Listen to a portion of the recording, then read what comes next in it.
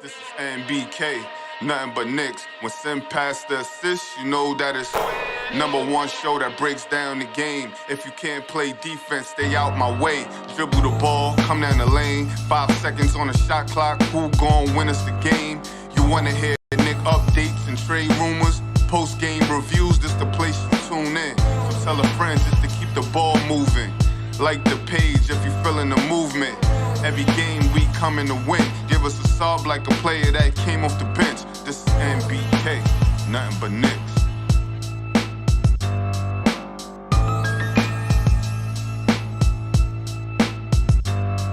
Knicks family, what's poppin'? It's your boy. Ladies and gentlemen, I don't know what to say after this one. The New York Knicks, the starting unit, not the entire team, the starting unit, led by Julius Randle, on this evening, crapped the bed. There's no doubt about it. From the beginning of the game until they were finally taken out in the third quarter for good, they crapped the bed. The Miami Heat jumped out to a 9-0 lead, ladies and gentlemen, and the New York Knicks never, ever recovered. The starters tried. Well, actually, they didn't try. But they played a little bit in the first quarter. But no matter what happened, the Miami Heat's defense was too suffocating, and they were knocking down threes like crazy. And the next thing you know, ladies and gentlemen, they were down 14 points, 15 points. And then the second unit came in the game. In the second unit, they came in and played with energy. They played together. They played like they gave a damn. Cut the lead down to 10. And then about halfway through the second quarter, maybe 5 minutes to go, you look over to the bench and you see Kemba Walker get up. You see Julius Randle get up. And they're inserted back in the game. And just like that, the lead jumps all the way back up to 18. They make a little mini run, I guess, if that's what you want to call it, at the end of the second quarter to get down to 13. But ladies and gentlemen, that's about all that they would do in the third quarter. The Miami Heat crushed the New York Knicks starting unit and jumped all the way out to a 25, 28-point lead, whatever it was. And Thibodeau, in the third quarter, unexplainably, calls timeout 2 or 3 times and comes back with the same lineup. And every single time they came out of a timeout, the score got worse and worse. The Miami Heat went up by more and more and more. Until finally, 4 minutes or something left in the third quarter, 5 minutes, whatever it was, Tom Thibodeau begins to make substitutions. And of course, the second unit comes in, plays with energy, plays together, and makes a little bit of a run. And tonight is a night when the second unit actually played against the same players that the starters played against. They actually did, ladies and gentlemen. They played against the same. Obviously, there were some mix-up and, some mixes in the lineups and stuff like that. But for the most part, they played against the same guys. Starters. I'm not a big person for plus minus. You know that. I talk about it all the time. But in this situation, I think it does tell a story. R.J. Barrett, -36. Julius Randle, -34. Mitchell Robinson, -18. Evan Fournier, -27. Kemba Walker, a -30. I do want to discount R.J. Barrett's -36, though, because he actually played well. He's caught up in that unit, but he did play good basketball. RJ Barrett, 17 points, 3 rebounds. He shot 54% from the field and 60% from three. There were some defensive lapses, but I thought he played well for the majority of the game. With everybody else in the starting unit, X him out, man. Played terrible display of basketball. And, I had January 23rd. That's Armageddon Day for the New York Knicks, and it must have came true, ladies and gentlemen. It must be real because I'm not sure the Knicks are going to recover. Sorry. I know there's some people that are objective out there, or I don't want to say objective, but I am an objective person, but some people who are optimistic, that's the word I'm looking for. I'm not optimistic right now. I do not see the Knicks responding. I do not see the Knicks having what it takes to climb back into this season. I just don't. I hope that they surprise me. I hope that they prove me wrong, but I do not see it happening. I just don't. They go to play Milwaukee their next game. Then they go on a road trip out on the West Coast. A tough road trip. Somebody, please, tell me where the Knicks make this run. Let me know. Because I want to hear it. Because I want it to happen. So let me know where the Knicks make this run. Because I don't see where it happens. I don't see where there's any breathing room within the schedule for them to make a run. Sorry. I just don't see it. Taking a look at the box score, ladies and gentlemen. Again, the New York Knicks were led in scoring. Actually, they're led in scoring by Obi Toppin. Obi Toppin had 18 points and 5 rebounds. He was 7 for 9 from the field. He was 66.7% from the three-point line. Played a good basketball game. 21 minutes for Obi Toppin tonight. RJ Barrett had 17 points, 3 rebounds, 2 assists. Again, he was 54% from the field. He was 60% from the three-point line. You know, RJ Barrett was the player to watch for the Thrive Fantasy over and under. The question was, would he get over or under 25.5 points and rebounds? He went under. He had 20 points and rebounds. Again, 17 points and 3 rebounds. Emmanuel quickly had 12 points, 7 assists. Julius Randle, terrible basketball game. 11 points, 5 for 12 from the field, 0 for 3 from the three-point line, 6 rebounds, 4 assists, 4 turnovers. Again, the Miami Heat are a team that plays tough defense. They look to take somebody out of the game. And they took multiple players out of the game, but they were looking to take Julius Randle out of the game, and that's exactly what they did. No place for him to go with the ball. Anytime he found the driving lane, it closed up very, very quickly. Very quickly. You had to kick the ball out.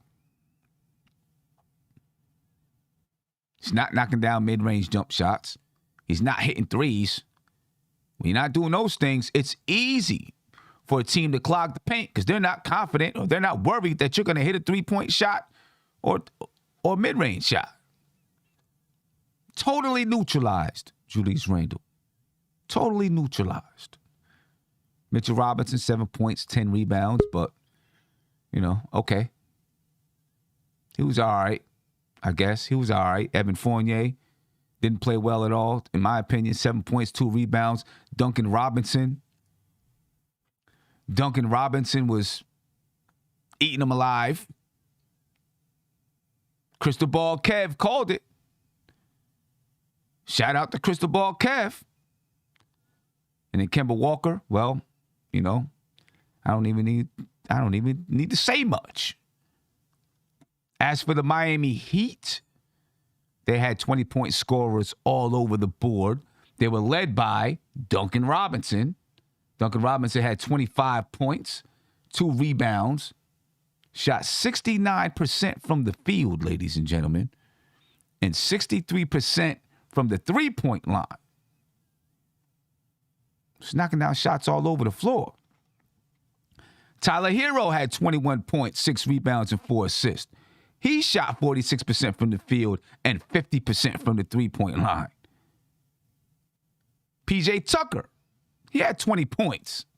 He shot 66.7% from the three-point line and 78% from the field. Jimmy Butler had 22 points. He shot 87% from the field.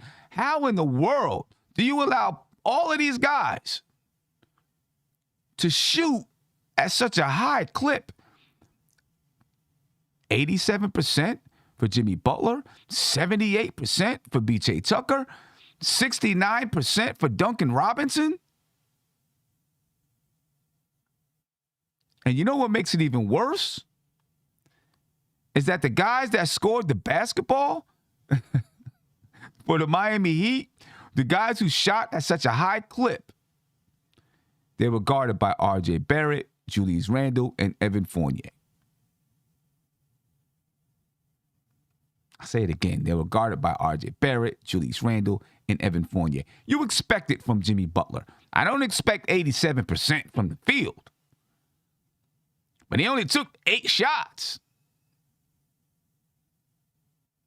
You know, you don't expect 87% from the field, but still, my goodness.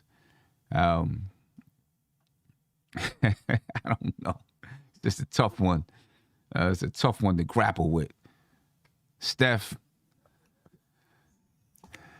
how you doing after this one? Not too good, Sam. Not too good. And shout out to Cornerstone or Cornerstone or whatever his name is, right? No, as of late. He called it as far as Hero and Duncan Robinson. Sam, I don't know what's going on. Sam, just 2 weeks ago, not even 2 weeks ago, we were 8-3. Right. Playing with a lot of energy.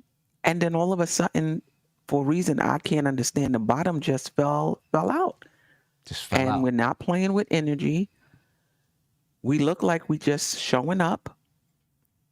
I don't know, expecting to win. I'm not sure, but the energy wasn't there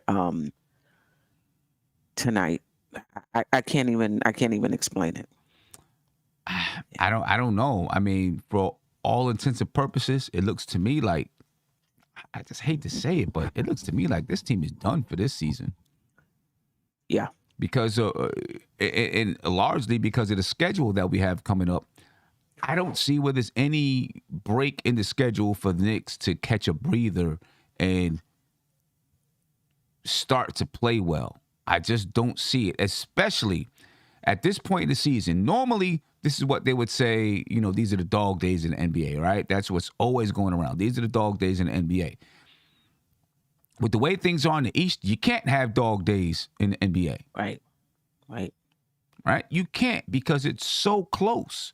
You can't have dog days. So all of these teams are playing for positioning right now. Right. And it's 40-something games in, Sam. I get it. I get it, COVID. I get it, the injuries. I get it. Look at Miami. Yeah. When they showed that graphic in the beginning of the game, what their record was with each of those players out, how the next person just stepped in. But you know what the difference is, Sam? They got some young people on that team, some young players on that team, but they got young veterans that know how to play, and that's coming into their own. And we don't have that. We don't have that. The guys that we thought, Julius Randle, who was a young veteran that's coming into his own, he is crashing and burning. For real. You know what I mean? Have you ever seen such a huge fall from grace after last season? And, okay, he had the playoffs, but I think a lot of people, including myself, were still like, all right, he grew into last year. Let's see if he learns from these playoffs and takes a step forward. Right. But, man, teams are taking that formula and applying it to this team. And Julius Randle, and not even just Julius Randle, Tom Thibodeau doesn't seem to have a clue as to how to help Julius Randle through this time. You know what I mean? It's just Absolutely. it's just bad. Julius Randle doesn't know what to do, and it doesn't seem like Tom Thibodeau knows what to do either. Yeah. I mean, listen, you can shoot bad, like he's just not very efficient this year, but he looks bad. Yeah. You know, it's one thing to miss shots, but the shots he's taking, and it's uneven. Like he'll have some possessions where he's making the right decision and he's reading the defense. You're like, wow, that's a nice pass. Not even two minutes will pass where he'll do something that, that's just mind-boggling. right. It's inexplainable. Yeah. I don't know. Ladies and gentlemen, the Knicks lose to the Miami Heat 110-96. They won the rebounding battle, and that's about it. And that's only because they were missing shots and the Miami Heat were making shots, most likely. Right, but the Knicks 44 rebounds, the Miami Heat 38. 24 assists for the Knicks. The Heat had 30 assists on the night. 8 steals for both teams, 4 blocks for the Knicks, 3 blocks for the Heat. Both teams had 17 turnovers. But where it really gets you, ladies and gentlemen, it's the field goal percentages. The Knicks shot 42.2% from the field. The Miami Heat shot 50% from the field. The Knicks shot 34% from 3. The Miami Heat shot 43.2% from 3.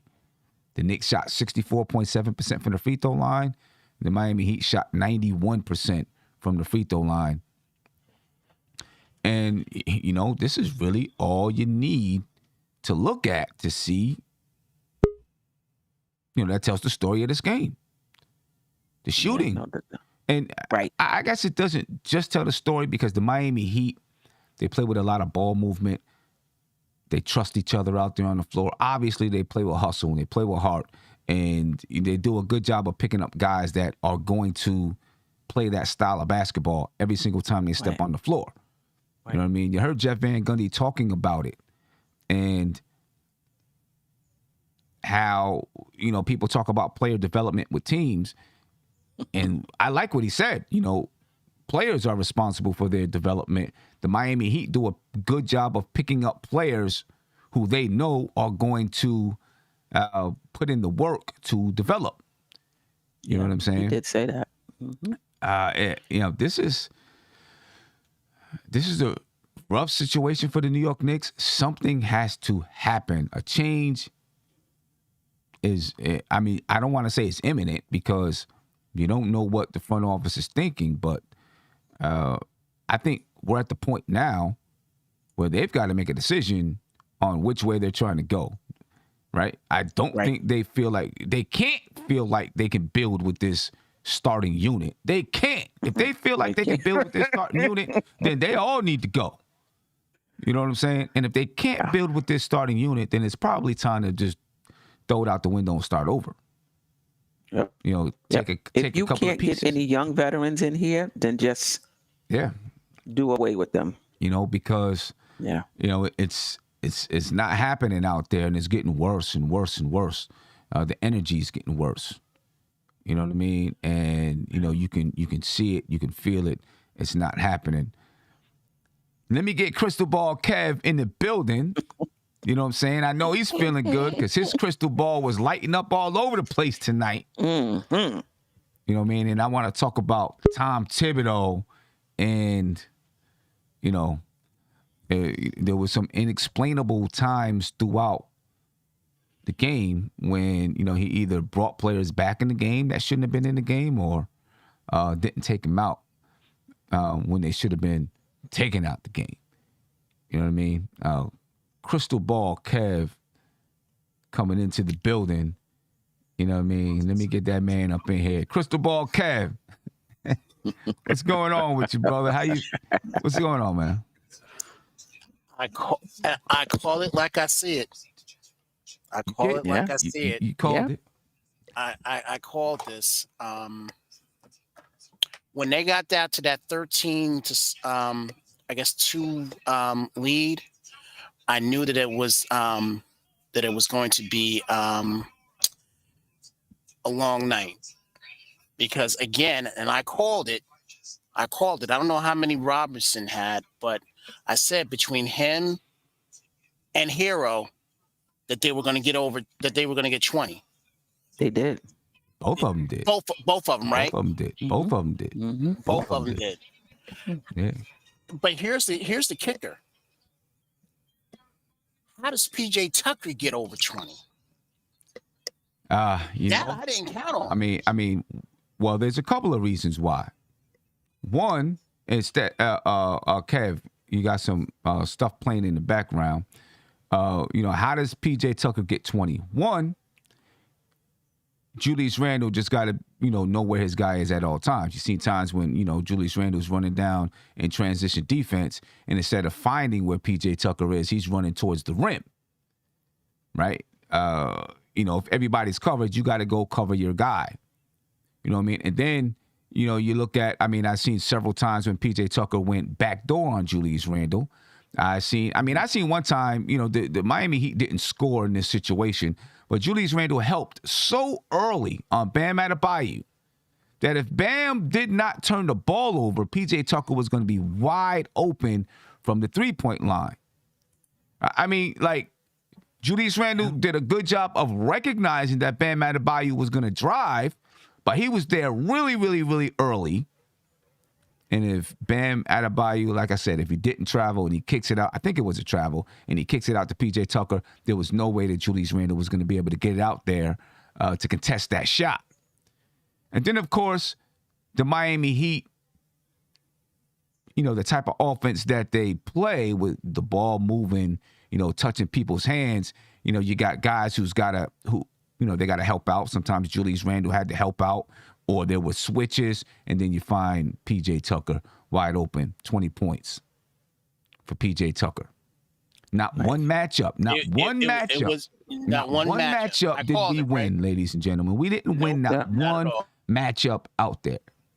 Maybe, I can't even say we won that Mitchell Robinson won the Bam Adebayo matchup. Can't even say that. Bam Adebayo was because Bam Adebayo his floor game was very, don't focus on his points. His floor game was on point. 11 assists. 11 assists tonight for Bam Adebayo. This man has 6 points, 8 rebounds, and 11 assists.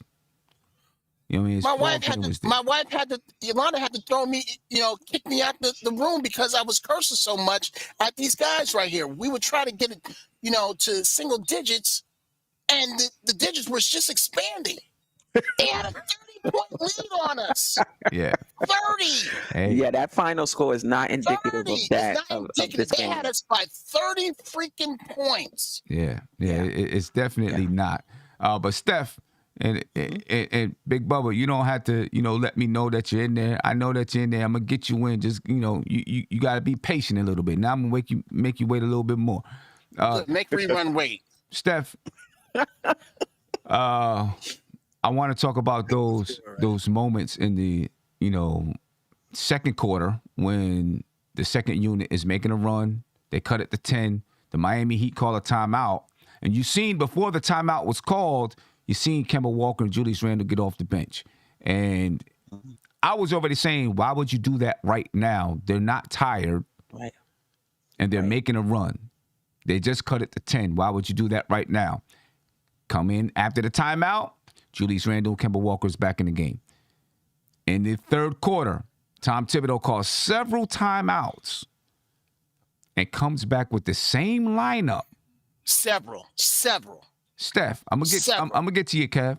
Steph, what's your thoughts there?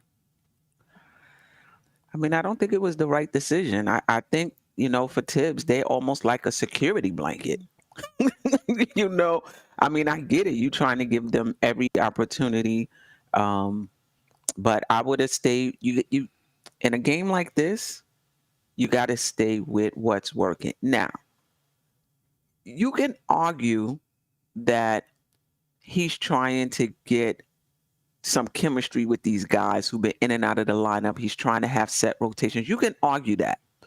But in a game like this, where you're down 20, 15, whatever, and your starters are lethargic, didn't seem like they came to play. Everything else, in my opinion, goes out the window, and you just got to go with those guys that's bringing the energy. And the second unit was doing that. You got to ride them.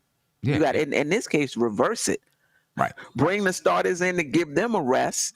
Right. But that's your main group. Right. Going forward. If like he says, it's always about the win. Right? You got to win. You got to find ways to get the win. It's always about the win. If that's the case, you got to be able to recognize. You got to be able to recognize what's happening out there on the floor. You know what I'm saying? And if you're looking across the floor, and the guys are not tired, because I do get it, right? You get a lineup that's in there and they're playing well, and then they start to get tired, and all right, we got to get them out because they're tired now. But they weren't tired. Those guys was just getting started. Right. It seemed like. Sim, can I ask you a serious question? Can I ask you a serious question? And Stephanie and Bubba, you can answer this as well. I mean, Isaiah, I apologize. Do you think Tibbs has learned anything from his exile? I mean, look, coaches all over the world, coaches are constantly learning. Okay, you get high school coaches who go to coaching seminars. College coaches who go to coaching seminars and all this kind of stuff, and coaching camps. Professional coaches who find ways to learn from their peers. Right? You can learn anything you want. You still have to implement it. Right. You know what I mean? So it's not about did he learn it. It's can he implement it? Whatever it is that he was trying to learn. Can you implement it? Okay. With that being said, it seems like wherever team he goes to, the first year, they overachieve. And then that second year, it seems like they're taking a notch, it's taking a notch down until he hits rock bottom. Well, I mean, right now for us, okay, all right, go ahead. No, I was going to say that happened in Minnesota. Chicago, was totally different, right? That happened in Minnesota, and you only got to see him half the season in Minnesota. They were, 2 games below 500, and then they ousted him, But I mean, you can figure the one thing that he brings to the table that probably helps players and teams get themselves together is the work ethic, right? And demanding that they bring a certain level of work. Once you have that in place, now your offensive and defensive schemes got to be right. Plus, you got to have players that are going to continue that work ethic, and also they've got to, their skill level has to be at a certain level too. You know what I'm saying? So I could go with that. I can go with that. And what I will add. Oh, sorry, something. No, go ahead, Steph. I was done. I was just stuttering over myself. Listen, I'm not. I don't disagree with the Tibbs criticism. I don't disagree with it. This roster is bad, and players are not playing. So this idea, if we make this tiny little tweak over here, we're going to win and we're going to be top 6 in the conference, it's just not going to happen. No. I get the Tibbs criticism, and it is correct. There are certain rotations he can make. He can stay with guys a little longer. That is absolutely correct. But with this roster, if you really think these young guys playing them, like if you're trying to go to the lottery, fine. But the starters ain't getting us in the playoffs. These young guys ain't getting us in the playoffs either. Randall is underperforming. Fournier's underperforming. RJ's playing well. He didn't play, great tonight. We don't have the players on this team that you can count on game in and game out up to this point. But here's the thing. Go ahead, because I've talked. No, go ahead, Kev. I'll get to Isaiah since you already jumped in. Go ahead, just finish it. What I was going to say was where last year, and I said this on the pregame, where last year I had a belief in these guys because you saw them going out competing, and no matter what happened in the playoffs, even though it was a quick exit, you knew that these guys were going to leave it on the floor. So, and as a fan, I was expecting this coming in. I mean, we're all there at the game, the first game of the season, and we were on such a high. But I'm seeing now that we were just blinded.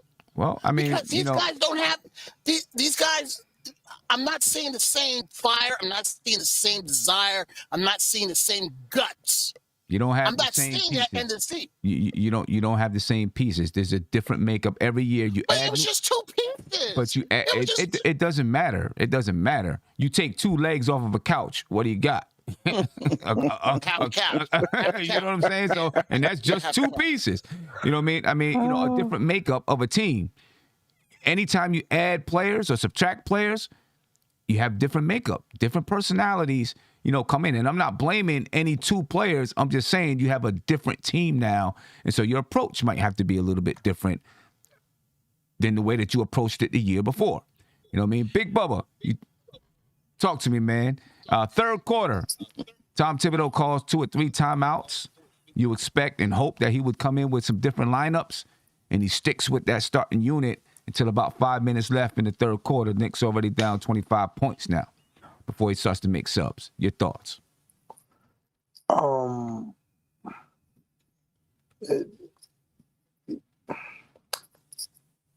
just confused. I'm not gonna lie to you. I just don't. I don't get it. I don't get the purpose of doing that. I didn't get it. And I do see what Steph's saying. Like, if he's trying to build the chemistry, it's not there. I'm sorry. We're already halfway through the season. That chemistry's not there. It's not going to be there. I really don't know what he was doing. I really don't. Like, I was so happy that Jeff Van Gundy, Jeff Van Gundy was calling the game, because he was just ripping. He was just ripping Thibs. Like, and it's crazy because they're good friends. They're good friends, but he was ripping him just apart the whole game, because it just doesn't make sense. Like, these guys don't have it. I mean, I'm sorry. I don't care what you say. I don't care what any Julius Randle fan tells me. This dude is checked out. He's just checked out right now. He's just playing probably the worst stretch of basketball since he first got here. It's that bad. He's playing worse than that. He's playing worse than that first season. Being for real, man. He's playing worse than that. This dude is like, it was so. I just want to say this real quick with Julius Randle. It was so bad during the first half that you had Richard Jefferson say, "What are you doing with your first possession? You had an open 3." Well, I mean that would have came, even if you had a great first half. That was not a good shot. So I don't know if that was. Yeah, no, I get it, but you're in a funk, man. That was just not a good shot. You know what I mean?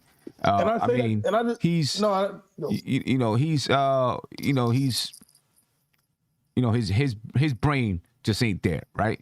Bottom line, his head is not there at all. To answer one question about Tom Thibodeau, and I asked the question, but the one thing that worked last year with this team, and one of the reasons why they made such a turnaround, is because of the structure that Tom Thibodeau brought to the team, right? And part of that structure is you're going to play from this time to this time, and then these guys are coming in from this time to this time, and then you're coming back from this time to this time, right? That's part of the structure that Tom Thibodeau brought to this team last season, and it worked for last season. Obviously, throughout the games, it would change a little bit, right? If somebody was really, really playing well, you'd have to keep them in. Or if someone was really, really playing bad, you'd have to take them out. You'd have to figure out how to make those lineups work. But for the most part, he kept his rotations on a time limit. He's doing the same this season, but we haven't seen his ability, or I don't want to say ability. I think he has the ability. We haven't seen his, the willingness to say, all right, you know what? I'm going to change up my style of substitution. Yeah, but this is, and I think this goes back to what Kevin was saying earlier, right? When I won't say he was exiled, but when he got fired from Minnesota, he went on this journey to go see Golden State, go see the Raptors, go see a few of these teams that are championship level teams that are doing it the right way. And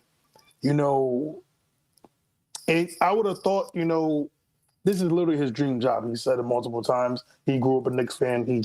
We all know Pat Riley's tree, Jeff Van Gundy's tree. And it gets frustrating because it's like, and it's saying, you know what? When something works for you and it got you success, of course do it again. Of course keep doing it until they stop it. But here's the thing. They stopped it. And it's like, this isn't the same team. This isn't these same kind of players. They don't have it. No disrespect, but Kemba Walker. Listen, I appreciate. But I mean, we get it but that's not what we're talking about. We're talking about, or what I was commenting on was his ability right now to have a different mindset in how he does his substitutions, and clearly he does not. This is the way that he does it, and the way that he's going to continue to do it until he has, either until he's no longer here, or he gets the players that he feels, all right, I got my substitution patterns with, with the guys that I use. I'm bringing this guy in from this time to that time, this guy in from that time to that time. And it just looks like he's going to continue to do it that way until either he's gone or he gets the players that he wants. And yeah, I understand that. But here's the thing though, right? To me, this is why, and I'm not saying the coaching staff isn't manning up to say something, or the front office is not noticed, or I don't think they are. I don't know if the front office is going to say something, but listen, if we can see it, there's no way in hell they don't see it. Well, the only thing I'll say is this. Thank you. Hold up. Thank you. No, there is no thank you, because you don't know the way that their system works. You know what I'm saying? For example, there are teams where the assistant coaches do all the substitutions. You know what I'm saying? So you don't know how their system works to say thank you. All we know is that there are times when the substitutions aren't being made the correct way. You know what I mean? We don't know. Do you think he's listening to his assistant coaches? I don't know. I can't see what they're doing on the bench. So I don't know if I don't think they are. Johnny Bryant's been coming left and right, telling them stuff, and I don't think he's listening to him. Okay, so let me ask you this. Hold on. And I'm not blaming anything on Johnny Bryant. I'm only bringing this up to say that we don't know. Because you're saying Johnny Bryant is saying stuff to him left and right. How do you know that he's not doing what Johnny Bryant said, and Johnny Bryant's telling the wrong thing? Johnny Bryant's the only one that's getting up. I don't see Kenny Payne getting up. No, I don't see the other guys getting up. How do you know he's not doing what he's what? Right. How do you know he's not doing what Johnny Bryant said? So what I'm only saying that to say we don't know what's going on the bench. Is he listening? Is he not listening? I don't know. And I'm not going to say he's not listening because I don't know.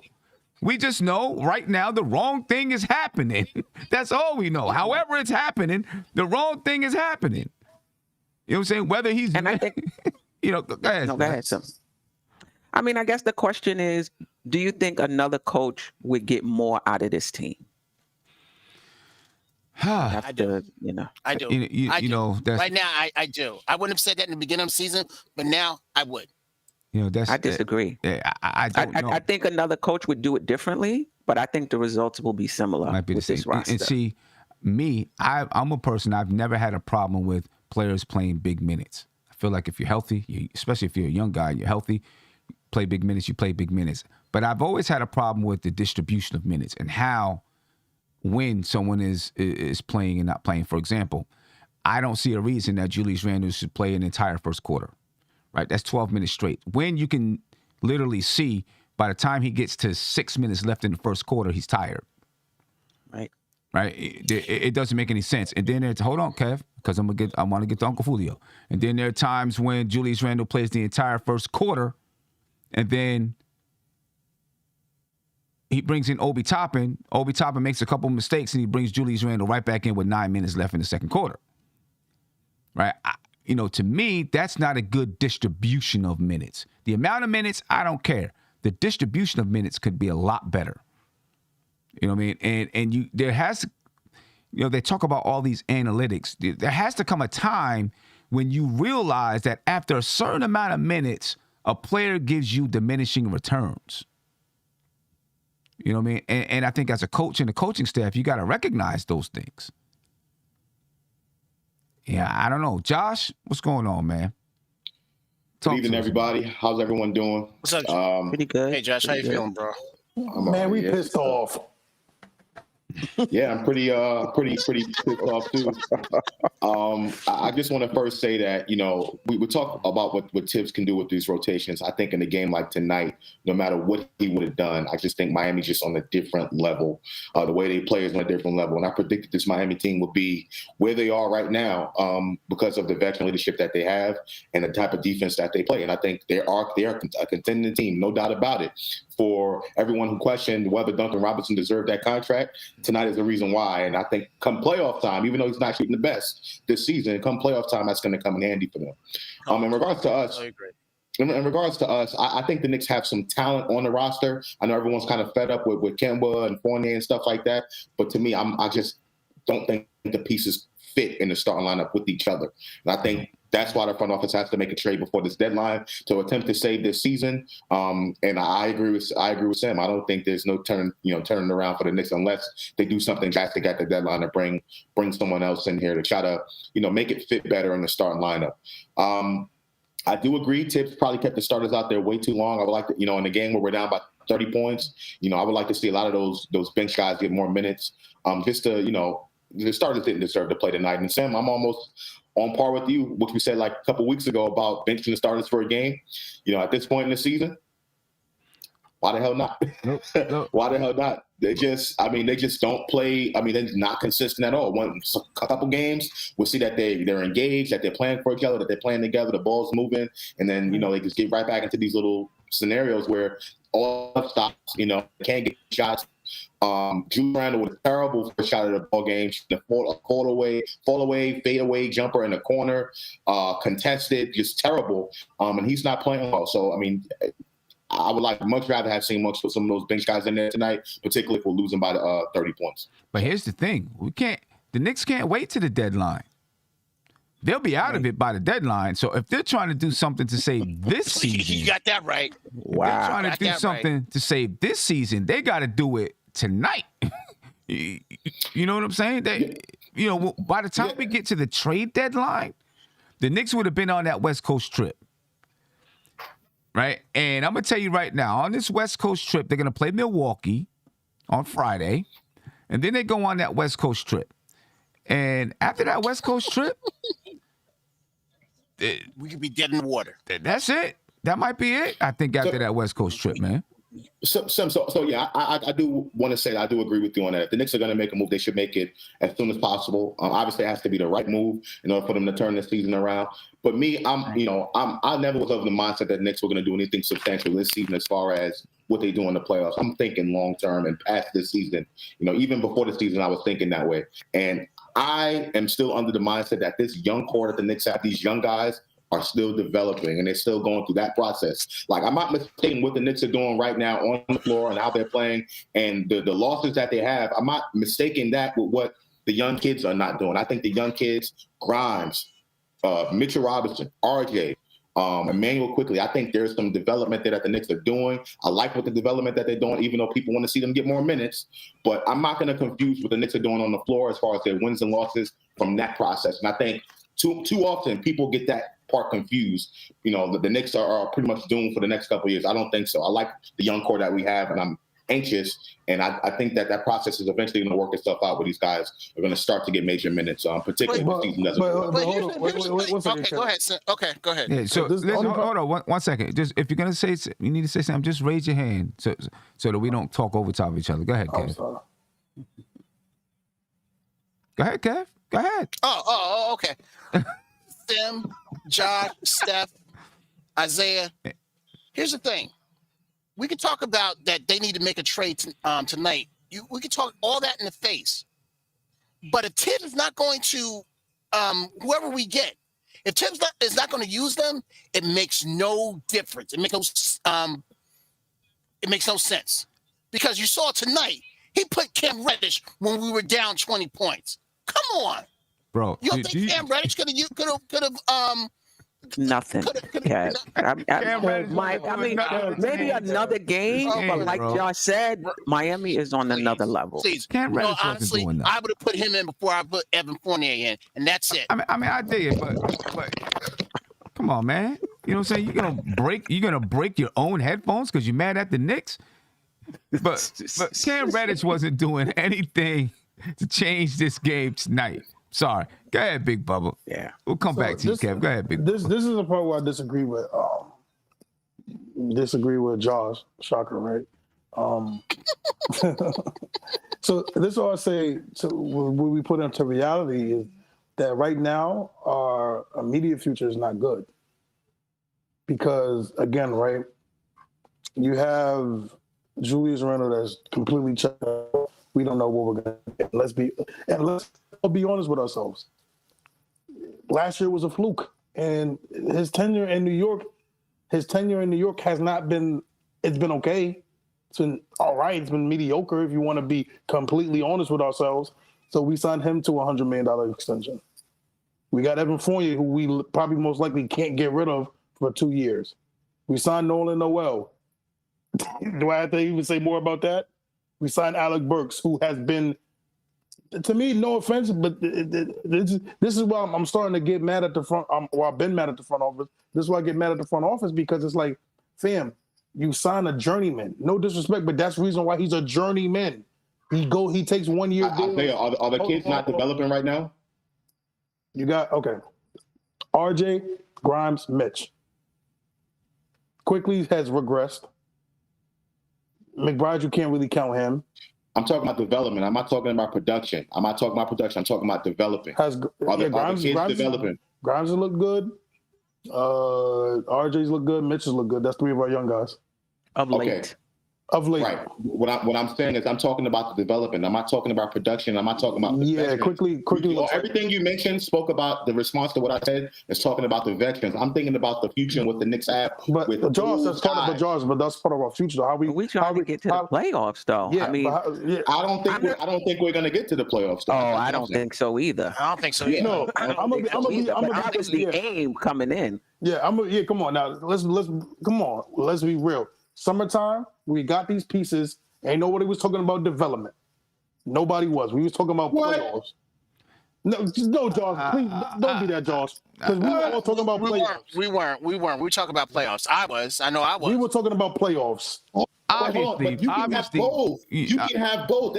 They're not mutually exclusive. But Josh, I know that, Josh. But what were we talking about during the offseason? When we got the Kemba news, we got the Evan Fournier news. Nobody was talking about development. So people were talking about RJ Barrett's going to have these open shots now. Kimba's going to run the offense. Let's say you're correct. He was able to do that.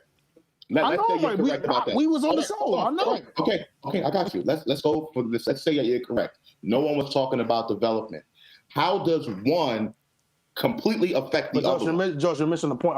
It's not that. Of course, they correlate. If RJ Barrett plays good, if RJ Barrett develops, that makes better stuff for us. All I'm saying is that we weren't talking about development. We were talking about we were talking about fighting for the 6th seed. All right. We were talking about doing that. About right now. What are we going to talk about right now? We got to talk about getting rid of some of these guys. We got we got these dudes. Hold on, but no, seriously, because Josh, you're the one that says we can trade Julius Randle. He's a tradable contract. Yes. Okay, you say that, right? He might be a tradable contract, but I don't know if anybody want him. Not this year. Steph, hold on, Steph. That's not this year. But Steph, hold on. That's right now. Hold on. We're about to go into a whole bunch of going long, and we're not getting to any points here right now, right? Listen, we've seen a lot of stuff happen in the NBA. If they really want to move him, I think they can find a place and a way to move him. You may end up taking back a worse contract, or you may end up having to send out some draft picks because his stock is really low right now. You know what I'm saying? So you may have to end up sending out more draft picks than you wanted to, or giving up a young player, or giving up a young player or something like that. Listen, that's what I don't want to do. I'm sorry to interrupt you, but that's what you don't want to do. I'm not saying that you want to do that, but if you're saying you want to move him, and right now his stock is low, that may be what you have to do. They're two different things. What you want to do and what you might have to do I see what you're saying. are two different things. So if you want to move either one of those two guys right now, Evan Fournier or Julius Randle, their stock is very, very low. So a team might be like, okay, I'll take him, but you're going to have to give us this guy or give us this pick if you want to move him right now because his stock is so low. I mean, that's just the reality of it. And a team might, they might say, you know what, we think Julius Randle could fit here, but his stock is low, so we're not going to try to give them a fair offer. You know what I'm saying? We're going to try to get the best we can for our basketball team. You know what I mean? So, that's what it is. And I'm going to get to this caller here, but from the beginning of the season, while we were talking about playoffs, we were also talking about how Derrick Rose can continue to help Emmanuel quickly grow, right? How we hope that Obi Toppin takes some steps forward. We were talking about how having a veteran-type lineup could be a very good situation for our young players because they don't have the pressure on them. We were talking about how having some of these veteran guys in the starting lineup could really help R.J. Barrett because the pressure wouldn't be on him. We were trying to go both ways at once, trying to develop our young guys while also winning ball games like there are some teams doing in the NBA right now. And just because we're not winning ball games doesn't mean that the ladder is compromised. That's what I'm trying to say. Like, it doesn't mean that the development is all of a sudden out the window and the Knicks don't have any future at all to speak of. That's what I'm trying to say, Isaiah. You mentioned all this stuff about the veterans. I got you. I'm with you on that. I'm not going to disagree with too much you said with that. But what I'm talking about is the young core moving forward. And too often people confuse what the Knicks are doing right now for their future as far as the kids are concerned, all because the young kids are not getting as many minutes as you think they should get. And that's, I think, the difference. Hold on. And that's where I think the difference lies with what the Knicks are doing right now. Obviously, the Knicks are not playing good basketball right now. It does not mean that RJ, Mitch, Obi, IQ are not developing. Obi has taken some steps from last season. So has IQ. He's gotten a little bit better, even though the production. Look, and I know. Let me get you a phone call. Okay. Caller, you live. Name me where you're from, please. What's going on, everybody? This is Nikki B from Harlem. What's going on, man? Hey, what's up?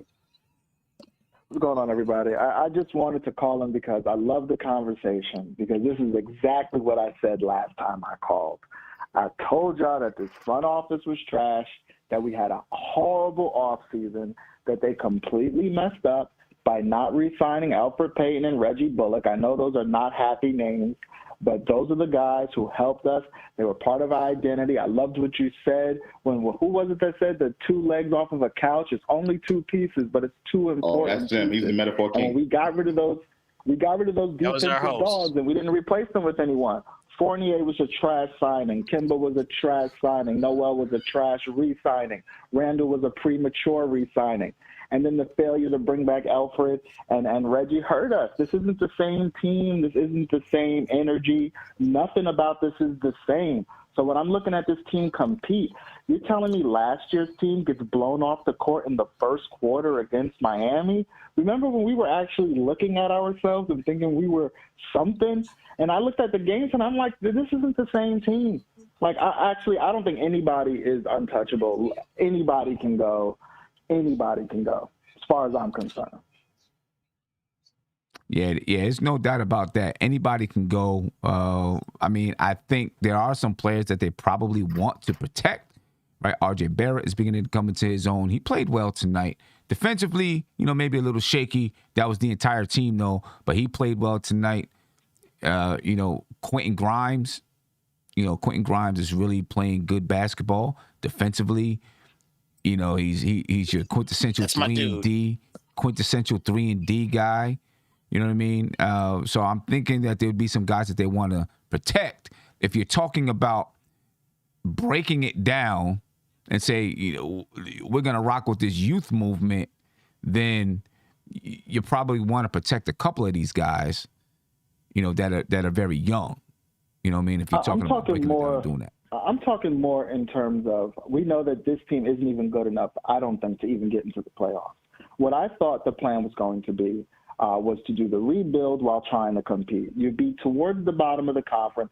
Basically the way Miami was after Shaq kind of left Miami, but before LeBron got there.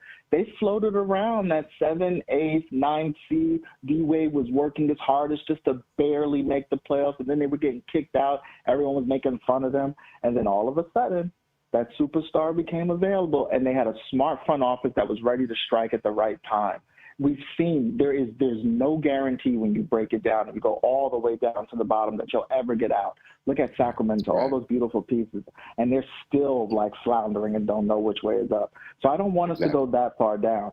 I thought we'd be about where we were, around 500. I was not impressed. A lot of y'all were picking 45, 50 wins. Everyone had the Knicks in the top 4 seed again. The whole conference got better. We clearly did not get better. We literally picked up wholesale a backcourt that failed. Boston failed last year. The idea that we were going to take these guys and have them, give them Tibbs, give me a break. Two guys who don't play defense, one of which has an injury history. We're going to give them to Tibbs and say, go run and hope for the best. So I just think this front office, I don't know what they were thinking last year. I think they got a little bit too hyped by watching the Olympics. And really sold on Fournier, bought high on Fournier, which was a bad move. But I think we've got to move as many of those veterans as we can. Don't get rid of all the young guys. We don't want to move everyone. Clearly, Randall's going to be stuck or going to be with us. I don't want to say stuck because I still think we can figure him out. We've seen if he can get anywhere close to that, we don't even need All-NBA second-team Randall. I'll take All-NBA third-team Randall. If we can get anything close I'll just take an efficient one right figure now. out the pieces. I'll just take an efficient Randall right now. I would take an inefficient and 10 every But let me ask the caller a question. Do you put any onus on Tibbs coaching? Do you think Tibbs has coached well this season? I think Tibbs is doing the best he can with a group of guys that are not Tibbs guys.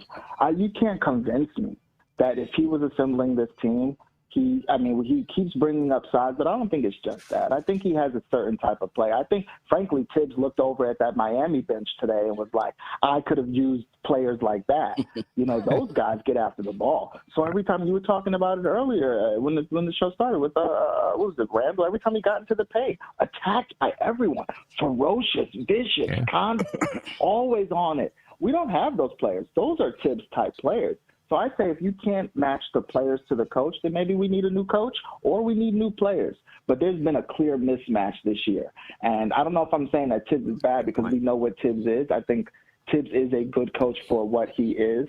You don't buy a Ferrari and then get upset that you can't tow anything with it. You bought the Ferrari. You knew what it was when you got it. You can't complain while it does exactly what it did before. We know that he has very consistent rotation. We know that he's very, very consistent in terms of sticking with his star players. He has their back. That's why he runs them into the ground, and yet they still don't throw him under the bus because he has their back. And most guys just want playing time. Like you very rarely will have an NBA player complain about too much time versus too little time. Right? That's a good problem to have. And Randall's only, 26, 27 years old. RJ's 20, 21 years old. These guys aren't going to complain about playing time at MSG, even if they do get booed. So I'm not mad at Tibbs at all, but I'm not sure that these are Tibbs players. And I think if we did have a different coach, 2 or 3 other coaches could have squeezed maybe a few more wins. Maybe you don't lose those games against Orlando. Those games are really coming back to haunt us. If we had those 2 or 3 close games, we're not looking so bad right now. Yeah. Exactly. Yeah. Good points. A lot of good points. I will let y'all go. I'm taking up all your time. Yeah, appreciate you, man. A lot of great y'all was picking up the conversation exactly like I said. Come around to it. This front office is not as good as y'all been saying. Hey, listen, I'm not going to lie to you. They're better than Steve Mills and Phil Jackson, that's for sure. I mean, listen, I'm not going to lie to you. I thought that, the front office, I thought that, they did a decent job, but obviously the performance speaks for itself. So, can't argue with you there. Hey, I appreciate your time, man. Thanks a lot, everyone. Good night. Appreciate your time. Let me get to a couple of super chats here before I get to the next phone call. Big shout out to Money Grip. Thank you for the super chat. He said, we're done. There's no way to explain. We don't have offense or defense. These players are grown men and can't come to play, period. Yeah, I hear you. 007 Angelo says, time to face reality. The season is over. Trade Randall, Fournier, and Kemba. Tips and Graham, too. Continue the rebuild. That's funny. All right. That's And funny. then 007 also said, Julius, his head is okay to cash that check. Trade him. You know what? I'm going to tell you what. If you're working at a job and you're not performing up to par, but they give you a check, I bet you're going to cash that check too. I can guarantee you that. And Trav B. Ryan, I want to ask you guys this question. I'll get to the phone call first, but I want you guys to answer this. Thank you for the super chat, my man. He said, I honestly believe Tibbs doesn't like this starting unit. He's playing them to show the front office that these ain't the guys. Changes will be made. I want you guys to think about that for a minute, and then we'll come back and talk about that. Caller, you're live. Tell me your name and where you're from, please. Oh, hey, how you doing? This is Tony from Harlem. I'm in Florida right now. I just came from that game. Oh, what's going on, Tony? Talk to us about that game, man. We spoke one time before. I think we speak once a season. Okay. I'd like to hear from you more. So, yo, I heard you say that you're not sure who's making the subs. I mean, I don't know if they're doing subs before the game, but Tibbs is making them subs. I can hear him making them subs. He looks at people or yells at people, and they look at him, and then they get up. So I don't know. That's not, that's not why I called. What I actually called is, so how do I say this? So I live down here because I coach football. Mm-hmm. And to try to streamline through this, I have what they call a red team, where I have a volunteer and an assistant coach look at how to beat us. And I'm not going to lie, I'm a Knicks fan through and through, but I had a certain satisfaction in watching how the Heat dismantled us. I mean, every single thing that we do, Spoelstra took away from us. I mean, get the ball into Julius' hands, double team him quick so he has to make a bad decision, cross-court passes. Jump on us early, because if you jump on us early and get us down by 10 points, we're not going to recover. Mm-hmm. And I know you guys see it. And while I'm watching the game and I'm sitting up there looking I yelled at Tibbs. I yelled, and stone face. He does not look back. But I'm thinking to myself, the Knicks must have a more sophisticated team of people working for them than I do. They must know that this is what Spoelstra is doing. He's a video guy like me. I watch video all week long before my games. Because I know that if I lose enough games, I'm only going to be teaching shop. So, I don't know. It's just crazy because I like Tibbs, but he's so unversatile. Like the last caller, I disagree. I get it. He's a Ferrari. But if you do need to tow something, you may need to go buy a truck. You're right about that. Right. So, You're right. I'm not down on Julius. I'm not down on, I don't like how he's used. I would prefer if Julius was used like a piece instead of the main piece. I agree with Josh to a point when people get crazy on Julius, and I'm like, no, listen, he makes the right amount of money. If you look at what other people are making in the NBA, and you literally say to yourself, hey, guess what? I want a power forward who gets me 19, 10, and 7 assists and take Julius Randle's name off of it, we'd probably say, yeah, hire him. But the way Tibbs plays them, it completely throws off what they want to do offensively. And you guys already spoke about the defense. I don't know what to do with that. That is, he has guys to play defense. If he got rid of Fournier out of the lineup and Kemba and put in Quigley and Grimes, I know I'm not a big play young guys guy, but I think there's numbers that say that when they're on the court, they're like a +8 every time. So I don't know. That's it. That's all I had to say. Yeah, I get it. I don't know. Like you were saying. Do they have guys scouting themselves to say this is what teams want to do to beat us? They may. It's hard to say if they do or if they don't. But then it still comes down to execution. And do you have the guys that can execute those game plans? Everybody from Jimmy Butler to Derrick Rose to everybody says Tom Thibodeau gives you this.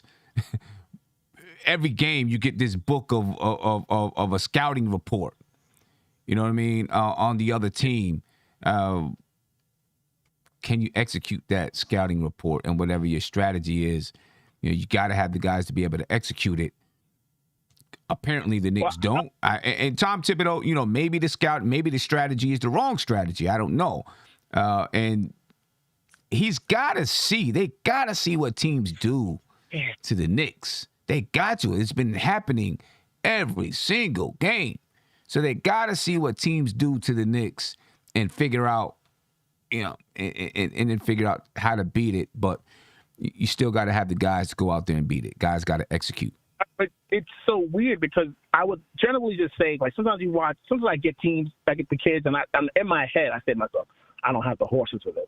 But when I look at the Knicks, it doesn't feel the same way. It feels like if you just put this guy here and that, you don't got to place the whole starting lineup.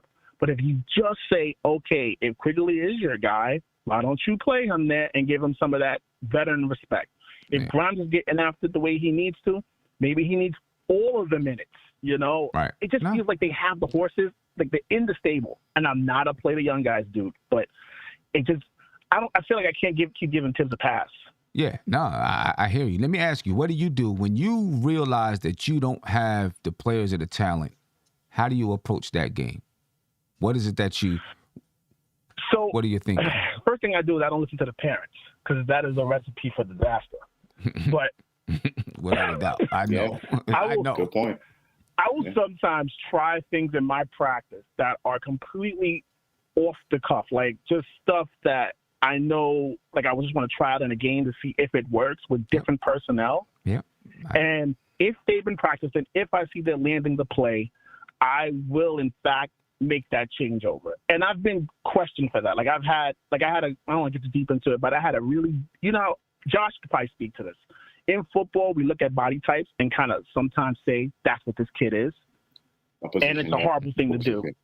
I had a 250-pound nose tackle turn into my quarterback midseason. And people thought I was crazy. But he had like an arm like a cannon, and you couldn't bring him down. So sometimes you have to be brave and just say, hey, you know what? I'm going to try something totally different and see if this thing works. Right. I mean, if you're going to go down, you might also go down in flames. Like, what's the point in being that conservative? Right, exactly. Not to mention, it shows everyone else that you are unable to adapt. And I feel like that's probably the worst thing for your job, when they think you can't adapt. When they think you can sit down in the office and they say, hey, Tony, what can you do that's different next week? And you say, I'm just going to do what I want to do. I'm not doing nothing different. I'm only going to be teaching shop next week. Yeah. No doubt about that. Hey, Tony, I appreciate your time, man. Great call. Thanks a lot. Thank you. Thanks, Tony. Great call. Definitely right. When you know that you don't have the talent, you try to do some, things that, maybe you haven't done before, or off the wall a little bit. Try to be creative. You try to utilize the players you have for their strengths and overlook their weaknesses. And I beg to question if that's something that Tom Thibodeau is doing as well, knowing that he has a lot of players that has a lot of weaknesses. So the way to try and win is to capitalize off their strengths, which can be a very tough thing to do, because when you have players who have so many inconsistencies, they're going to be one night they can play to their strengths, another night they can't. But I want to get this question to you that we just had in that super chat. Do you think, Steph, that Tom Thibodeau was like, you know what? I'm going to let this crash and burn. I'm going to show you that we need some other players on this team. I'm going to let it crash and burn. What do you think? I can't see Tibbs doing that. I can't see him. I can't see him doing that. I think he's playing to win, and in his heart of hearts, he feels like, as terrible as this Stardust has been, that they give him the best chance to win. I don't think he's trying to show up the front office, or not show them up, but prove to them that this is not going to work. So I would disagree with that. Yeah. Okay. Josh, any thoughts on that? I disagree as well. I don't think Tibbs is in a position to do something like that. All because this is New York, and I think if any type of that will cause, first of all, utmost controversy if he does something like that, and I think he will be gone if that was the case. And on top of that, I legitimately think that he is just a part of this process as much as Leon Rose and Scott Perry in the front office. I think some of these players that he has here that he actually wanted, it's just not working out. So I don't think that's the case, that he's actually trying to show up these players to or show up the front office to try to make a statement. I don't think that's the case at all. Well, let me not say, I don't mean to say that he's trying to show up the front office, right? Or that, he's like saying to the front office, I told you to get me this guy and you brought in this guy now, but kind of like, you know what? These are the players that I got. We're going to keep them on the court because so that they can see it's not working and we need to make changes. You know what I'm saying? Because, I agree. I think I agree with you guys. Tom Thibodeau wants to win, and he's in his mind, this is probably the best way that he feels he can win the basketball game. So, he's probably not doing that. But I think there could be an inkling in there where someone thinks, because I thought about it when I was watching the game, and the Knicks, the starters were burning, and I'm like, why wouldn't you make these substitutions, or why would you keep bringing these guys back? And I thought to myself, is he trying to show the front office that we need changes to be made? It's hard to say. You would. I think a good front office will realize that changes need to be made. I don't think the coach has to go out of his way to keep them on the floor. And that's yet to be seen. People will say what they want about the front office, but I think that time still needs to happen before we can judge them. I'm not going to judge the front office off this last offseason. I'm just not going to do that. And I don't think Tibbs is actually going out of his way to do that as well. I think a good front office would understand that some changes need to be made, and I think they will actually make them. So we got to see. Yeah, we will see. Let's listen to Tom Thibodeau talk about this one. I'm pretty sure we're going to get a lot of the same that we get from Tom Thibodeau. But I already heard it. It's the same. It's the same. It's the same. What about me? What about me? What about me? Tom Thibodeau's more important. What about wow? Wow, just wow. Just wow. Forget it. Rebecca. Hey, Coach, can you hear me? Yeah. Gotcha.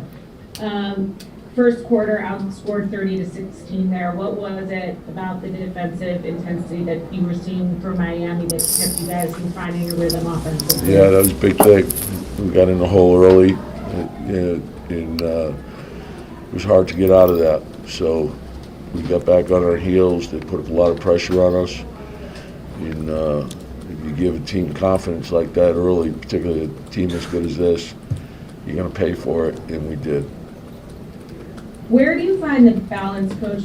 You guys hit 10 threes in that first half there, though, between hitting those threes to catch up, but also making sure that you're attacking the paint the way that you like to run your system. Well, the big thing is the way they protect the paint, so the game tells you what to do. And so if they're collapsing and putting a lot of pressure on your penetration, you got to read the game and spray the ball out and make quick decisions. And so if you're swinging the ball, if they're overloading to one side, they load it up pretty good on Julius, the backside's going to be open. You're going to be 4-on-3.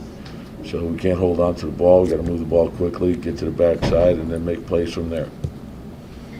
Coach, you gave some extended minutes to Reddish tonight. You saw 10 minutes late in this one. What did you see from him in that stretch? Yeah, at that point, we're in a pretty big hole. We're down 30, so just to get him some playing time to get out there with that group was good, to get some minutes for him. So that there was, some benefit to that. Tom, the issues with the starting lineup tonight, you guys had problems with this starting lineup at the beginning of the year too. Are they the same ones that you saw at the beginning of the year, or is it just kind of different stuff sprouting up? Yeah, we just didn't play well tonight, so we got off to a slow start, defensively we weren't very good, and offensively we weren't very good. So we got to take a look at the film, make our corrections, and then get ready for the next game. The games keep coming, so we got to fix it fast. After a performance like tonight, though, do you possibly make some changes with the starting five? You've done it before. You've tinkered. Yeah, we'll see. Like the thing is, it's not just the starters. The bench, did some good things, but we need everyone to play well. Just in that third quarter, when things were slipping away, you kept the starters in there. Were you just hoping that something was going to turn? Well, we usually get Mitch comes out pretty quick, and so does Kemba, just because that's the normal rotation. So now you start filtering guys in where you mix and match. So we wanted to see if we could get what we could get out of that group to start, and then we started slow, and we started the second half slow. So you just have to do better. That's what. Is that a troubling thing? I'm sorry. The first half they start slow, second half the same group comes out, the same sort of thing. Well, we've had both. We've had the starters play really well, and then the challenge for us is we got to get everyone playing well. That's we had the starters play well for a stretch there, and then the bench was struggling, and now it's vice versa. So we got to get it going. We got to fix it. Julius his percentages are way down over the last month or so. What do you see as the issue there? So players are going to go through things, so there's a lot of things that he could do to help us, his defense, rebounding, pushing the ball, attacking the rim, and making reads, so he's always going to, his scoring is always going to be there, and at the end of the day, he's going to score, so don't let that take away from any intensity that you have. Oftentimes it's the hustle plays that get you going, so that's probably the biggest thing. You mentioned that, not with him particularly, but you can't have distractions. Do you feel like some of the struggles maybe are getting to him, or? No, I just, look, and over the course of the season, you're going to go through a lot of things. There's a lot that you have to get through, and that's why you want to stick with your routine, be mentally tough through the adversity, and just keep working. The only thing you can control is what you put into each and every day. And then if you're thinking about what happened yesterday or what's coming down the road, you're not going to be focused on today or what we have to get done. So, he's proven to be a good player, and he'll get back to that, and our team has to get back to that. It's not just an individual sport. You have to count on everyone working together, and that's where we need to play better. Taste tips. Yep. Hey, Queen, why you roll your eyes like that? That rolled eyes, you was like, oh boy. I don't even know what part it was. It's the random part. It's a bunch of bleeping hot air. That's what I'm gonna say. A bunch of bleeping hot air. But you know what, Sim? Mm-hmm. I don't know if he was gonna call on me first. Yeah. No, go ahead. Well, one thing I was gonna say, this really was about, when he talked about, teams loading up on Julius Randle, guys are coming, and then he's got to make the right read and spray it out. It's not as simple to me as he's making it sound, because a lot of times they wait until Julius Randle makes his move. At least Miami did tonight. And so now he's taking 2 or 3 dribbles to the basket. All of a sudden, here comes somebody coming at him, and on a split second, he's got to figure out who's open. Now, your really, really good players, they study these defenses, and I'm not saying he doesn't, but they study the defenses, and they know what Miami wants to do and who they're probably going to send, right? And they can see who's creeping. They can see these things, and so they know automatically where to get that pass off to. And then your really, really good players have a mid-range so that when they see that double team coming, they can stop on a dime, pull up, and bang, knock it down. Julius Randle he has decent court vision, but not that kind of court vision, in my opinion, right, where he's able to see it, bam, just like that, and then make the pass out. So he gets caught 2 or 3 dribbles. Now someone's coming at him, and then this is where you get the jump in the air and try to make the pass travel. Or, early in the first quarter, he goes to the basket, right? He's going to his left, towards the baseline, to the basket, and here comes Jimmy Butler coming right down the baseline. And what's he try to do? Bring the ball over top. He travels. You know what I'm saying? So the way that Tom Thibodeau is saying it is really not that simple to me. You know what I mean? Because that read is not as easy as he's making it sound when you're already in action. You're already on the move to the basket. So I think he's got to figure out another way, especially when guys are sending a double team when Julius Randle was in the midst of dribbling to the basket. How do you figure that out now? You know what I'm saying? How do you help Julius Randle out of that situation now? Maybe it's not having the ball in his hands and letting him be the guy that catches it in the corner to shoot, or catches it on a slice to the basket, or a cut to the basket. Now you get rid of that double team. You know what I'm saying? Yeah. So it's just not, it just isn't as simple as he makes it sound. But Steph, you were going to say something. Yeah, it was a similar point. I get what he's talking about. You read the defense will tell you what to do, and he's absolutely correct. But you got to have smart players to do that. And some players are smart, but those are not the players that have the ball. Right. Julius is not that guy that's going to be able. He might be able to read the defense, but he reads it a little slow, and his passes may be a little too late. So I'm not going to go into the whole, IQ thing and that he's a dumb player. I hear that a lot. But what I'm saying is that reading defense, you got to have like a Golden State team. You got to have a few players that can read and play the way he wants to play. With this team, I feel like you need sets. I just feel like you need like a set, each time down. Just read and react. You got to have the players for that. And I don't think Julius is that. No, I don't either. And that's part of part of a big problem, I think. You know what I mean? That's part of a big problem. Yeah, I mean, people are saying it all the time. You're using Julius Randle. I seen it on Twitter. Somebody said, if you use Julius Randle like he makes $25 million instead of like he makes $45 million, then, things could be different. The issue is, you don't have the guy that makes $45 million on your team. So what kind of offense, what kind of system do you put in place? It has to be a more equitable offense then. You know what I mean? And, does Tom Thibodeau have the wherewithal to do that? I don't know. Go ahead, Kev. Well, okay, yeah. Oh no, I'm gonna be quick, Josh. I'm just gonna ask: does anyone have any extra strength Tylenol? Because I've got an enormous headache right now. It's not by just looking at Bubba either. It's the play of these guys. Man. I don't know. Isn't your buddy Jack over there?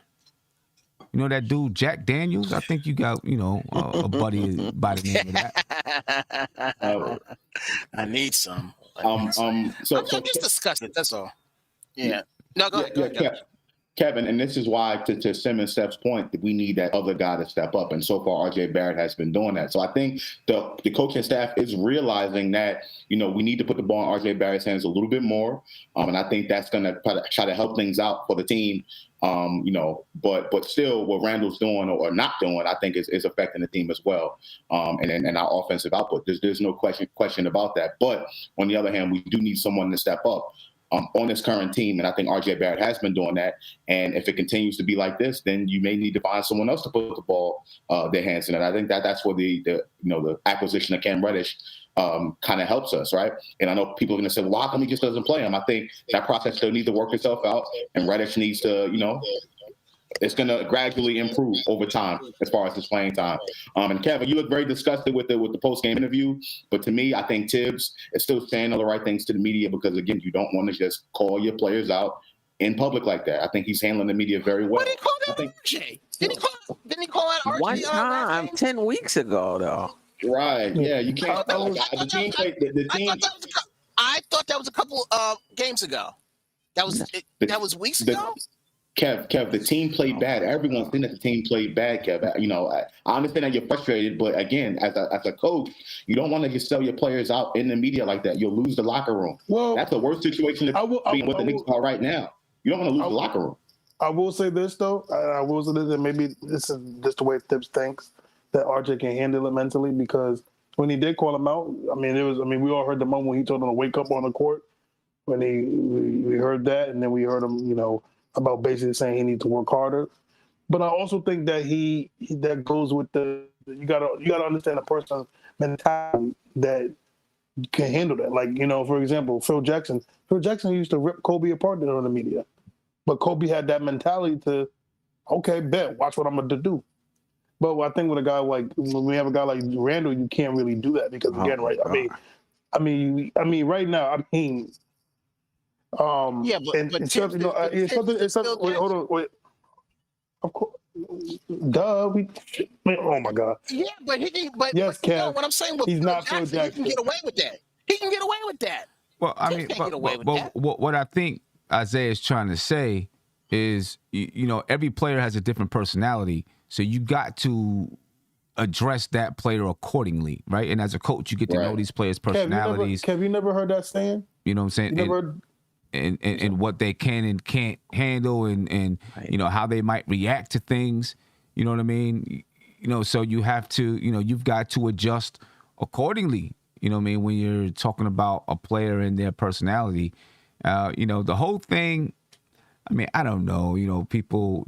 First of all, if a coach yells at a player and says, "Wake up" or "Get your head in the game," that's every single day. All right, that's every single day. A coach does that to a player. You know what I mean? So trust me, he's done it more than just RJ out there on the floor. And also, I will say this too. And Kev, you do got to remember, right? I forgot there's a football coach that said it perfectly. He said, "I treat every player the same, and that's different." So I will say this though, man. I will say this though, right? And Steph pointed this out even today. You're not gonna win games when you don't got at least your three guys going. And again, right? Fournier's reverting back to what he was. Kemba Walker's looking bad again. Alex Burks is just this. I'm really getting tired of Alex Burks. To be real, he's gone, man. And when you only got RJ, the one being efficient, having the desire, he can't guard everybody, and he's gonna have games like this defensively where he looked like pretty stiff. I mean, he always looks stiff, but defensively he just looked stiff today. But again, he's gonna have these games, and he has nobody else to help him step up behind Mitchell Robinson. That's it. Everybody else is just like right now. Some of these guys are just checking out. You got Kemba Walker smiling when we down 22 points. Even though I know he smiles a lot. Looking like David Fisdale. But it's just ain't nobody worse than David Fisdale. But it's just right now we're just a very bad team in a very tough stretch of basketball where I don't know how it's gonna get. Because honestly, man, by the time Derrick Rose gets back, it might not be no point to even play. Exactly. It might not even be a point to play him. Exactly. Yeah, let me. Go ahead. I'm saying I gotta go. Okay. It's great talking with y'all. I'll talk to y'all on Friday, I guess. All right. Take care. Okay. Appreciate it. All right. Okay. Yep. Hi, Kev. What was you about to say, Steph? How do we explain, and please correct me if I'm wrong, I keep going back to that 8-3 since Chris, like, how do you explain how we look then to how we look now, energetically? Like, we're going by these last games, talk about, we're such a terrible team, we just this, that, and I get it. But we were 8-3, we were playing well, the defense, it's like two different teams. So that tells me the potential is there, but something is going on. Yeah, I think it's emotionally with the players. I think, mentally and emotionally, I think it's that. You know what I'm saying? Because, that does affect a team. You know what I mean? If that connection isn't there and it's not happening, and the pressure starts to build and you begin to feel like the season is getting short, time is running out, and you're not getting it done, you know what I mean? Now it starts to, I guess, break you. And that's what I feel is happening to this team. It's like, there was a point where at the beginning of the season when they looked really good. And then just a couple weeks ago, they had won, 10 or 15 games. And it was like, okay, maybe something, obviously during that time they played against teams who had COVID and things like that, but they won 10 and 15. And it looked like things were starting to change and pick up. And then all of a sudden, bam, it just goes. And then they lose 3 straight, right? And all of a sudden, they're looking at the standings. They know that there's a pressure on them, and they're facing down a road trip that could be brutal and break their season. And they get into a game like this, starts off bad, and they don't have the mental makeup to get through. And that's what I think is happening to them. I think the pressure is just bursting the pipes. Yeah. I mean, yeah. Shout out to Nikki B. He said, bring back Alfred Payton and Reggie Bullock for second-round picks. Cut Kemba, move Fournier to the bench, trade Burks, and the Knicks snag the 8th seed. I'm not going to lie. I would take Alfred Payton and Reggie Bullock right now on this team because I think they're glue pieces that we miss. I can't believe I'm about to say this, son. Oh, here it is. I can't believe I'm about to Drum roll. And you know what's in? You don't save this clip. I think we're about to be back on the fan. I mean, it's so simple. I'm watching the Phoenix Suns game right now. I'm like, well, he playing pretty good on the Phoenix Suns. Listen, y'all was trying to front on the kid, but he provided something. He provided something. People didn't like him, but he provided something that, and Reggie Bullock, something that Kemba and Fournier can't. Yeah, and it's crazy, right? And I would tell you this, right? I watched an interview with Amon Shumpert, and he was talking about the tenure with the Knicks with Phil Jackson, everything like that. And he said, and this goes back to what I think a lot of us don't understand about when you trade a certain player away from a team, how it affects the whole team. Mm-hmm. I remember he was talking about when they traded for Bargnani, and they traded Steve Novak. Mm-hmm. He said the fans didn't truly understand how bad that was when they traded Steve Novak and how he was really a glue guy for the team, how he was really a big part of the team, and they traded him for Bargnani. And he was saying that there was a lot of pressure on Bargnani because it's like you traded the first round pick to get him, and they were trying to get him acclimated to the system, and he was trying to, not mess up, and they didn't want to mess up. They wanted to get him going, and it opened my eyes to just about, that stuff really do matter. And listen, I know we joke about Alfred Payton, and I personally didn't like him on the Knicks, but you can't deny that last year, he did help the Knicks. Reggie Bullock helped the Knicks, and they did have the chemistry. Well, defensive chemistry. They had defensive chemistry, and everything, and those things do matter. And you get, even though we all, we like to have our theories about, these players don't like each other because this and that, but and these guys do grow into a family. And then when Reggie Bullock said we're a Big 15, when they left, I feel like that left too. The Big 15. Would you apply the same thing to Randall though? That theory? What? About not trading him because it could potentially affect the whole team. Oh no, he got to go. That's it. That brother got that. Listen, hold on. Let's get something very clear. Look. I look, man. I really do like Randall. I appreciate what he's done, but again, I go back to the whole thing with Randall. Josh. Hold on. It's like a business, right? Let's say it's a restaurant, right? Now, you like this? You see, I want to go with this. You have a restaurant. Most restaurants, you get a 5-year window. Between you opening and closing. 4 out of those 5 years, you're in the red. 1 year. You can't say that. Oh, you can't say that yet. See, that's where you messed up with your analogy. You can't say that because we haven't got to the other years yet. So the only thing you can say is if you got a 5-year window, the only thing you can say is 2 out of the 5 years were not good. 1 year was good. You don't know if the other 2 years will be good or not yet. So you can't say that. You're looking at the end already. You're not looking at the middle. Right, and Okay, this is what I'm saying about people confusing right now with what the Knicks have moving forward, and I think that's where people get it confused but Josh, and are ready to just blow a gasket right away instead of looking at the bigger picture of the whole thing. But Josh, that's what I'm saying. But Josh, again, and I don't want to start an argument with this.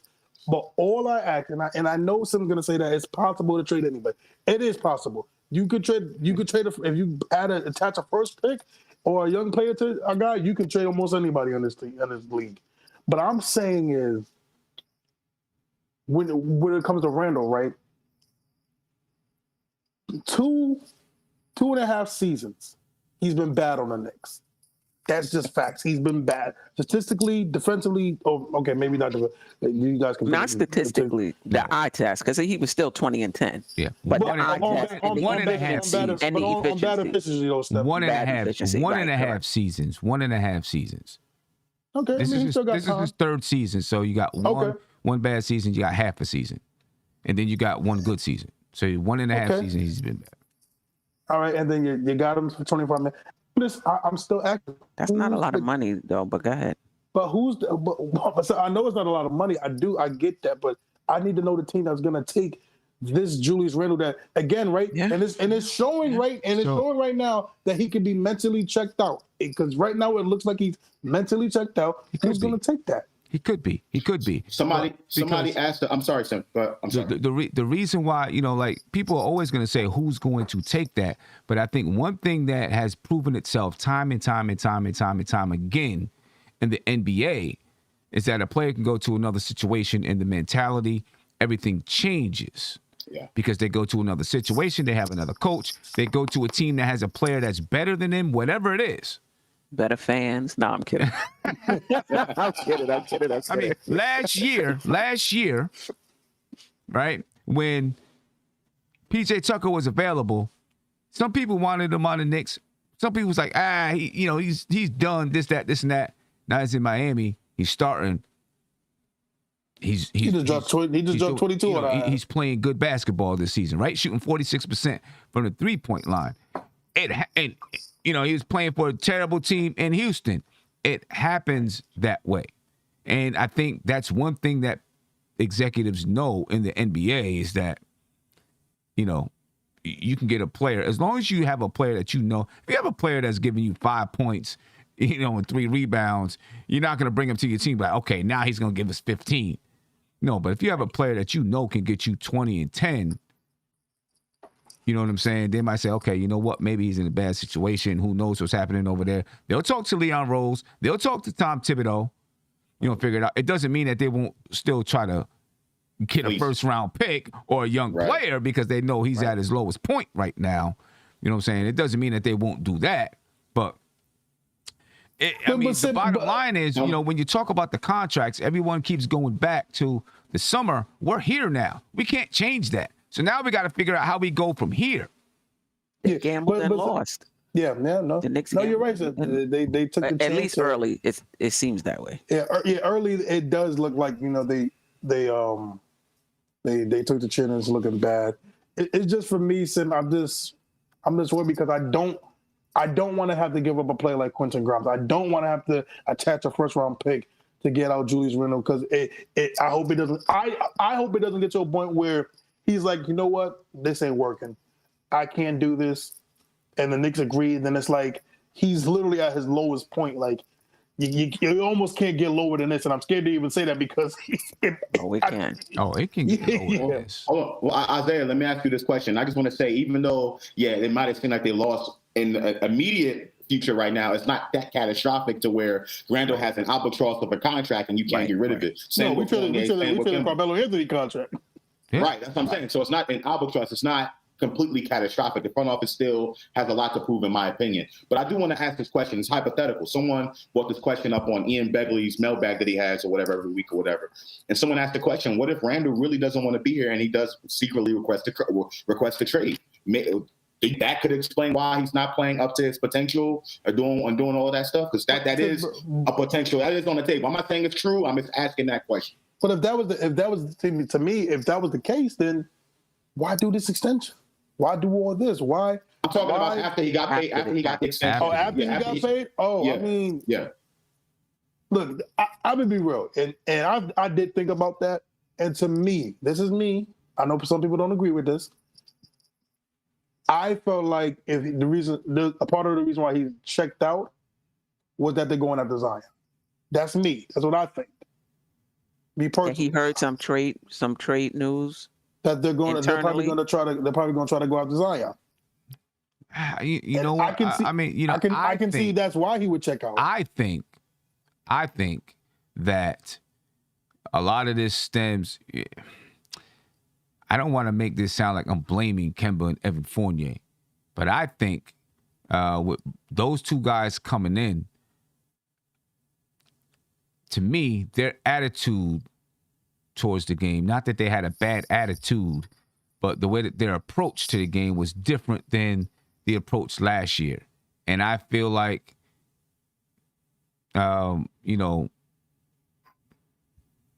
Randall took it some kind of way, at least in the beginning of the season, and then it snowballed from there. That's how I feel about it, especially with Evan Fournier. And, and then he got himself into this whole thing, and he can't get himself out of it mentally and emotionally. That's what I think. That's just how I see it. Someone in the chat, A-Train, and I'm just going to highlight his comment real quick. He said, even if he requested a trade, why not play like a professional? He shows up to work every day, right? Obi Toppin gets some minutes in the fourth quarter. You don't see Julius Randle complaining or whatever. So it's not like he's not being a professional. He's still a professional. He's just not playing well. I think those are two totally different things. So I think Julius Randle is a professional. And for the most part, outside of that injury that he had his first season in the NBA, he's been showing up to work. So he's being professional about the situation. And all this is hypothetical. I just brought it up just as because we don't know what the answer is. So Joe, I don't think, you know what it is, Joe? I don't think, look, and I remember I questioned that, but Sim brought up a good point when I said that I don't think it's Julius Randle not playing hard. I don't think that. I don't think it's not, because again, right, he is a professional. He does show up to work. He comes in, he practices, talking to the media. Right now it's a little rough, but hey, it happens sometimes. I just think with Randle, and I do agree with you, Sim, a little bit. I really do, because again, right, you see it out there. You see it. Sim, we all, I think Steph plays sports. We all played sports. We know what chemistry looks like. We know when we like somebody and somebody else comes in. We all been there before if you played sports. And I do think that, just the way Randle and Fournier approach the game is just not. I know he's missing Reggie Bullock and Elfrid Payton. He is, because their approach was just, to me, a little more grittier, a little more harder, a little more just the way Julius Randle plays. And look, he probably felt a type of way because the contracts that we gave out, we could have got Reggie Bullock back. Again, we heard the reports. Thibs wanted Reggie Bullock back. Most of everybody wanted Reggie Bullock. I know the whole thing. I was more shocked that we signed Alex Burks back. It didn't get Reggie, and we literally they got signed the same exact contract. Yeah. So it's just a lot. It's a lot. Can I push back a little bit on the Randle being professional?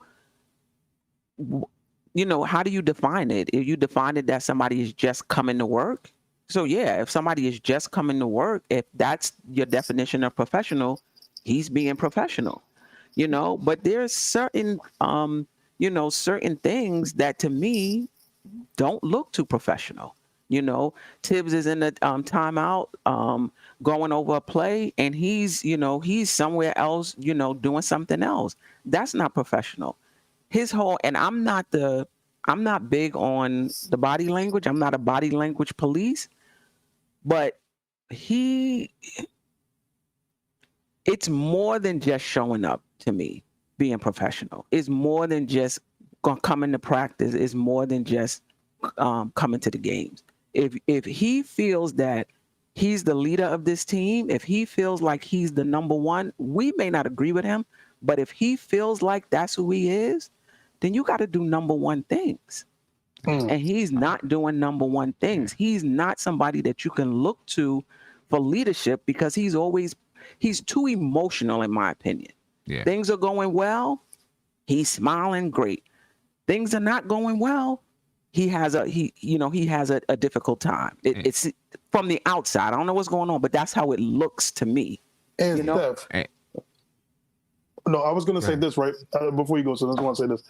I agree with you because again, and I know, and before I use this example, I want people to know this. I know I'm going to the extreme to what Julius Randle is. And I'm a Randle supporter. I think he's going to come around. I hope so. Win, though. No, facts.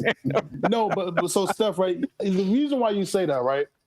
To me, the ultimate professional in this league, Stephen Curry. Because I say that because Stephen Curry is the greatest shooter of all time. He's almost top 15, 20 player, however you rank him. This guy goes to work. He has the energy. He's on the court. He's always hyping his team. He has the energy of Theo Pinson, but he's Stephen Curry. And I know Sim that. Let me jump in here. Let me jump in here because I think that's a bad comparison, right? In this situation, first of all, I'll say this: I think that Julius Randle lost some cachet in the locker room, right? This whole thing, not speaking to the media, you can show leadership better by how you handle situations, right? People can forgive him. The whole thumbs down thing, guys in the locker room was probably like, you know what? It is what it is. But then all of a sudden now, you're not speaking to the media. And who knows whatever else happened in the locker room, he's being grouchy or anything like that. I don't know. But he's not speaking to the media. The organization steps in and says, we are not making him available to the media. But I think we all know it was Julius Randle saying that he didn't want to speak to the media. I think that right there is something that shows guys like RJ, he didn't handle it correctly, right? His leadership skills are not there, and that'll help you lose some cachet in the locker room. That could be affecting him too.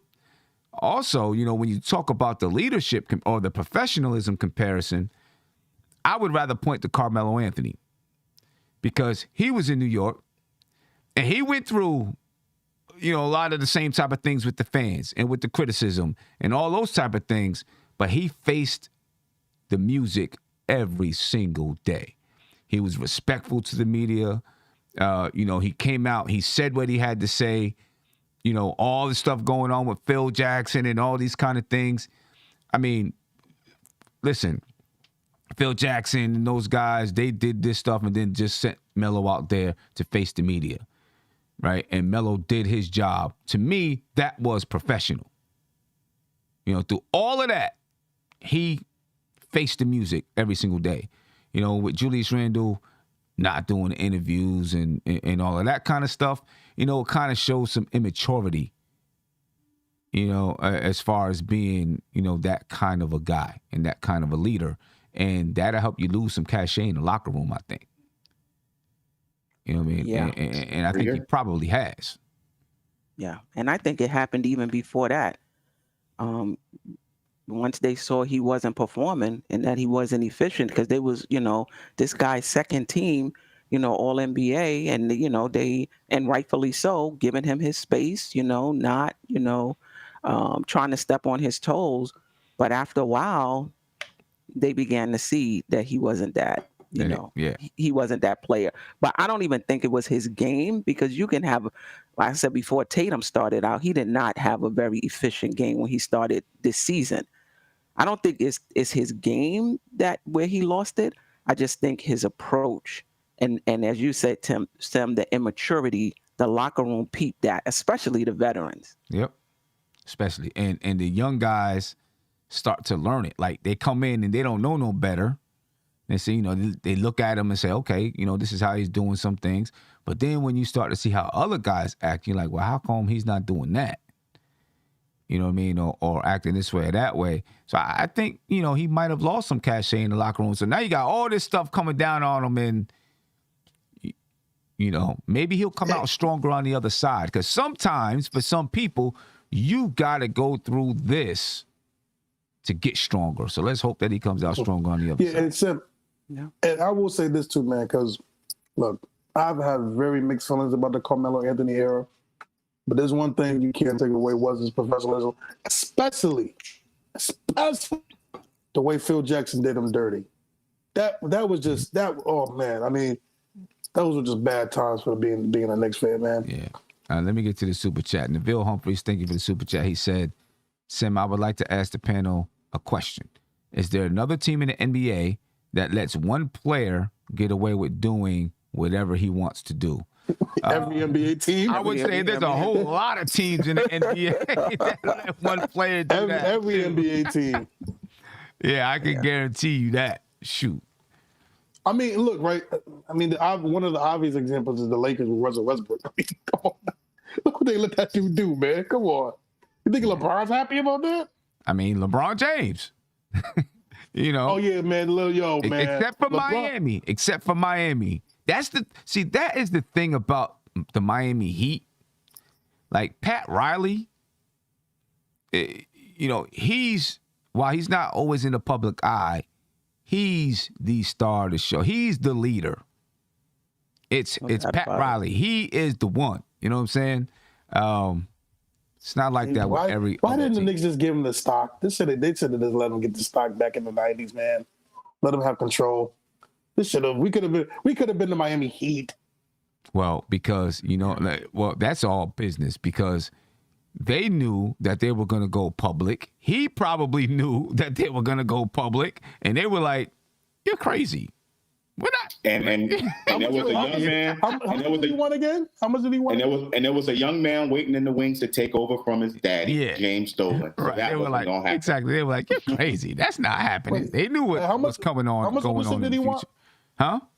How much was it again? Like 25%? I have no idea, but the Knicks knew. They knew what was going on in the future, and they wasn't going to give up a portion of their organization to Pat Riley. But we could have had the championships, though. We could have had the championships. Yeah, I mean, blame Dolan. Assume it could have. I don't know, but hey, blame senior. What's your Dolan though? You got to blame the senior. Blame junior. But anyway, here you go, man. I don't know. Knicks are in a bad spot, man. It's a tough spot right now. We played Milwaukee on Friday. Maybe we'll get some. Who lost today? Maybe. What'd you say? Who lost today to Cleveland, I believe. Yeah. We played Milwaukee on Friday. Then on Monday we played Sacramento. And then, we actually played 2 West Coast teams at home before we go on the West Coast trip. Yeah. So we played Sacramento on the 31st, then Memphis on the 2nd, and then we go on the West Coast trip. We play Los Angeles, Utah, the Los Angeles Lakers, that is, Utah, the Denver Nuggets, the Golden State Warriors, and the Portland Trail Blazers. And we do all of this. Well, actually, we have 6 games left before the trade deadline, and we play the Golden State Warriors on the trade deadline, which is February the 10th. By the time we get to that February the 10th, it could be a wrap. Tim, when are those home games? Dates? We have 2 home games left before the trade deadline. That's Sacramento and Memphis, and then we go on the road for that West Coast trip. I think those are going to be the games right there where I think, a move is happening somewhere around those games, particularly if the Knicks don't win them, because the Knicks are notorious for making moves after bad home losses. That's just a Dolan thing. I've noticed that over the years. And so, by the way, we're 23 and 25, right? 26. No, 23 and 26. All right, people. I just want people to also know we have 10 games. I want people to remember this. We have 10 games before we can say that the worst we can do is be 500. Oh, no. Sorry, that's last year's rule. Oh, my God. Forgot yeah. I don't know where you at. I don't know. No. It was crazy. Oh, God. I thought we were playing 71 games again. Yeah, Jesus Christ. We got even if we played 71 games, it wouldn't be 10 games. No, remember, it would be 36 and 36. Huh? Oh, well, 70. Okay. Yeah, you're right. Never mind. I'm tired. Yeah. 15 games. We lose 15 more games, then you're going to be 500. Anyway, I'm about to get up out of here, ladies and gentlemen. I will be on the shoot around tomorrow, so make sure you check that out. I'm going to mute Big Bubba so that his beard doesn't keep making noise in the microphone. So you got to remember to mute yourself because your beard makes noise in the microphone. All right? Nobody wants to hear your beard all over the microphone. But I'll get some last words from you, and then we'll get up out of here. Steph? I've seen the Knicks play well for a stretch, and I'm holding out hope that we can get back to that. I hope so. I know. It's tough. I hope so. I hope so. Josh? My big thing to Knicks fans out there, just because we're not doing well now does not mean our future is compromised. I think our future is still bright. These young guys that we still have, these young assets that we still have, I think there's still a future for this team. Everything is not all lost based off of this season. All right. And Big Bubba? Great show tonight. Good discussions. We just need Julius Randle to get out of this funk, man. And again, I pray that it's nothing serious. Like I said, I pray that it's a Dennis Smith Jr. type of situation with Julius. And I just believe it's basketball. If it's just basketball, look, man, if you want this season to be saved, you want some cachet back, you got to come out, man. I mean, we got to listen. There's no way to start. We got to start with Milwaukee. So let's go, man. Got to put the big boy pants on. Yeah, let's get it, ladies and gentlemen. I appreciate your time. Thank you for joining us tonight. I will see you tomorrow on the shoot around. Just look for that notification. Be easy, be peaceful, spread love as usual. We out. This is NBK, nothing but Knicks. When Sim passed the assist, you know that it's #1 show that breaks down the game. If you can't play defense, stay out my way. Dribble the ball, come down the lane. 5 seconds on the shot clock. Who gon' win us the game? You wanna hear Nick updates and trade rumors? Postgame reviews, this the place you tune in. So tell a friend just to keep the ball moving. Like the page if you feeling the movement. Every game we coming to win. Give us a sub like a player that came off the bench. This is NBK, nothing but Knicks.